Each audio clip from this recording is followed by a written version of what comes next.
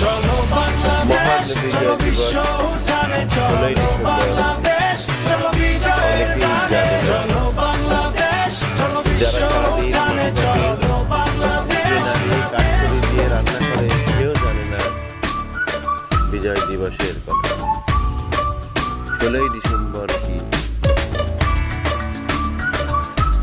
সে জানে না।